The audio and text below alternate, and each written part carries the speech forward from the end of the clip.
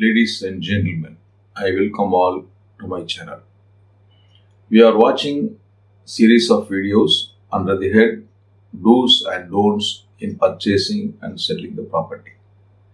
Under the topic, today we are going to see an important aspect, namely the contents of the sale deed. When we are purchasing the property, the property is conveyed to the purchaser through a document called sale deed. So the sale deed is the authoritative document and it is the proof that the concerned person who purchased the property is the owner of the property. So we have to take utmost care and caution in drafting the sale deed, and we should see that all the required elements, all the required contents are properly covered and mentioned in the sale deed. So that is why I am making this video with respect to the relevant contents, the relevant important things which has to be mentioned and in the sale deed, and what are the things which we will have to bear in mind in drafting the sale deed are all discussed in this video. When we are drafting a sale deed, the top of the sale deed, the date and the place where the document is executed will be written in the first line of the sale deed.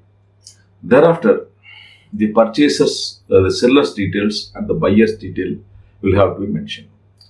When we are mentioning the buyer's name or the seller's name, there may be spelling mistakes or name difference in the documents. Sometimes there may be one spelling in the previous sale deed, and there may be a different spelling in the Aadhaar card or in bank passbook or PAN card.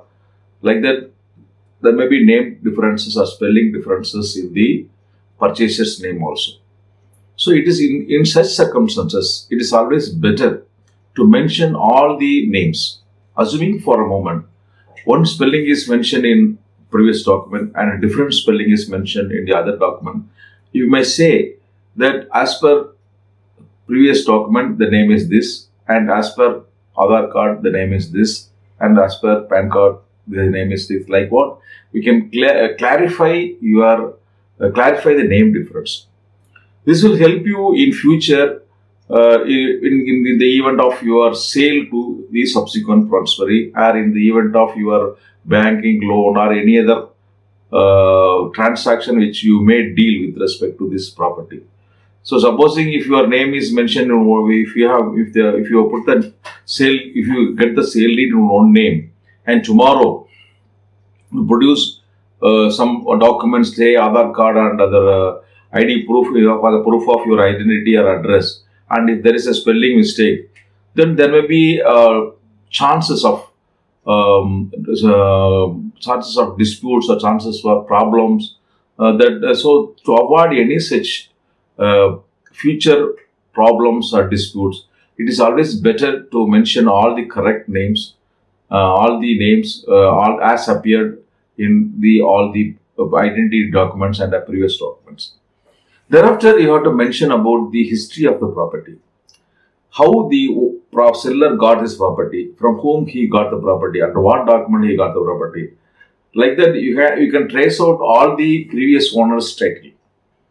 How not only the seller's title, and it should, if it is possible, all previous owners title, say how they got the property, from whom they got the property, under what document they got the property. All those things should be mentioned. This is called various clauses. Normally we will mention like this: various Mr. Ramasamy purchased the property under so and so sale deed from so and so person under registered under document number so and so at the sub-service. Like that, we will mention the clear history about of the property. That is very relevant.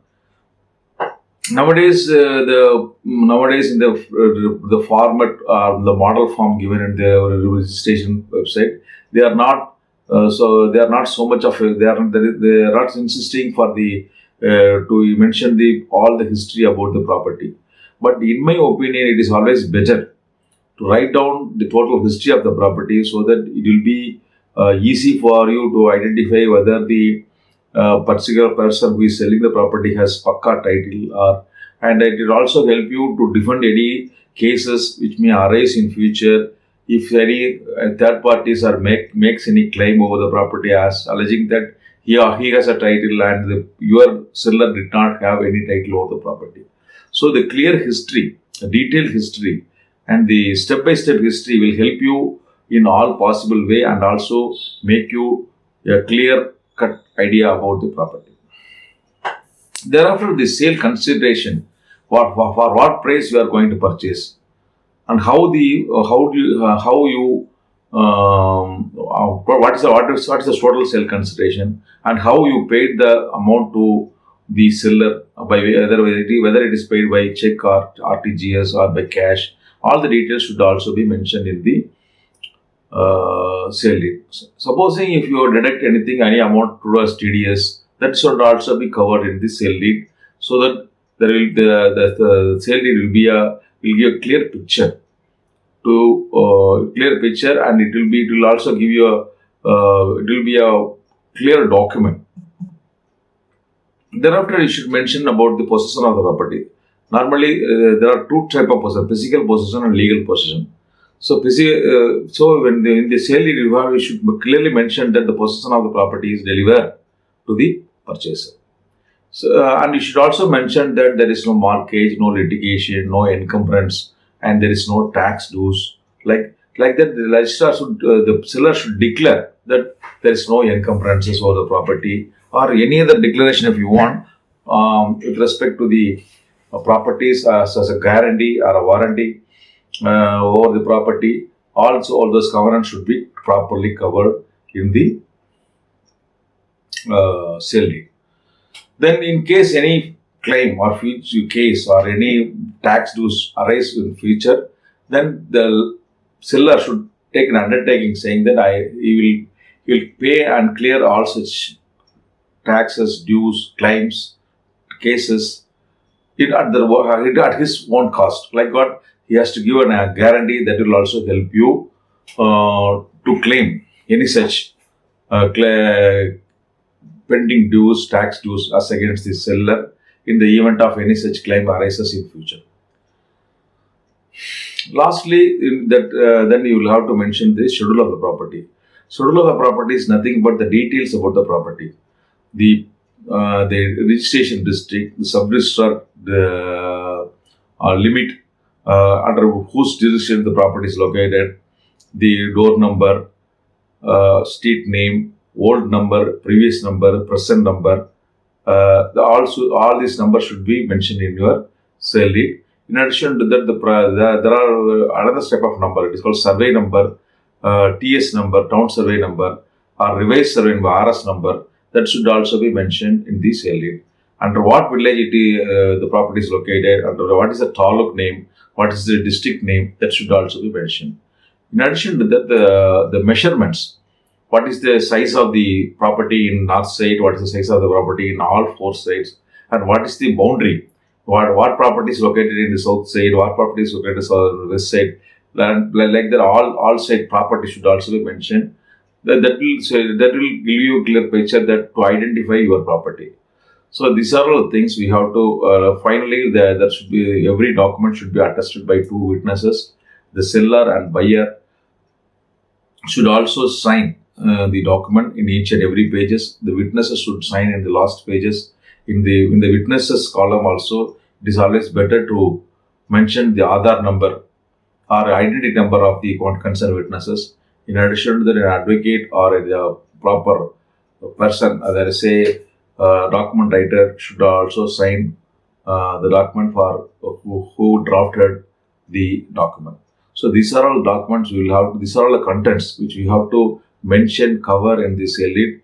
If you cover all these documents, then only it will be a clear, pakka, perfect document, and it will help you in future in all aspects. Normally, most of the people are giving interesting this job to the typist or DTP center, which is located just adjacent to the sub-registrar office, and they are getting So they are getting too much of work, too much of typing job, and because of their pressure, there is a possibility of error or mistakes in drafting or typing the CLD. So if there is any mistakes or error, then you may not be aware about this error. And if you, after 5 or 10 years, if you find that any error, and if you wanted to go for a registration to resale for the resale of the property, then that if any error or mistake is identified, then they will insist you to rectify those mistakes through the rectification team. In such circumstances, if you approach the sub-registrar office, the sub-registrar office will ask you to bring the original seller, original parties who have signed the document. So at that time, the purchase seller may not be available, or he may not come forward to execute the sale rectification deed. Again, in registering and executing rectification deed also, there are some problems. The registrar may questions may make several objections in the event of the rectification with respect to area of the property, or survey number, or size of the property, and he may also insist you to pay additional stamp duty, and he may try to avoid for the registration of any such rectification deed, in which case you will find it very difficult to resell the property, and you may also find it very difficult to make any settlement over the property to in your legal heirs or sons, daughters, grandchildren, like etc. So it is always better to take care about in advance, and you can instead of trying to resolve the problem, you can try to you should be very careful to avoid any such problem in future. So for the things, whenever a document is entrusted for typing or drafting to an advocate or to a typist or to a document writer, it is always advisable to you to read the document twice or thrice and check each and every number, each and every size, each and every details about the property, names and other particulars about the property and the person, and you should see that there is no mistake is there. So any small typing mistake or any small error in the typing and or in the drafting of sale, it may make a problem in future. So to avoid any such thing, it is always better to verify the document thoroughly when registering and executing the sale deed. This is the information I wish to convey to my viewers through this video. I hope this video will be useful to all the persons who are going to purchase or sell the property. So we have two channels. Razyak Law Tube is an English channel. Razyak Sattam Marivam is a Tamil channel. In addition to that, all my videos are also available to the viewers in my website known as Ali Associate Chennai. So all the viewers may watch my videos and you will enrich your knowledge. In addition to that, if you need any specific consultation or doubts, you may also contact the cell number. If time so permits, I will try to give you necessary consultation subject to my availability and time. I will come again with another topic. Until then, goodbye. Razyak Ali.